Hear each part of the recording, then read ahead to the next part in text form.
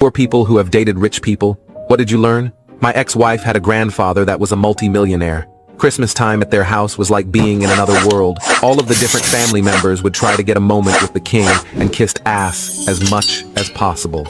I spent my time down on the ground playing with my kids and was happy to get out of there. About a week or two after the second Christmas, I got a phone call from Grandpa. He wanted to know what he could do for my family. I told him I didn't want any of his money, but I would like my kids to know their great-grandfather. Later that year, he showed up at our place unexpected and spent most of the afternoon telling stories with me about his youth. He set up a trust fund for each one of my kids to have their college paid for a little bit after that. He told me out of all of his in-laws, I was the only one that never asked him for anything but to be himself.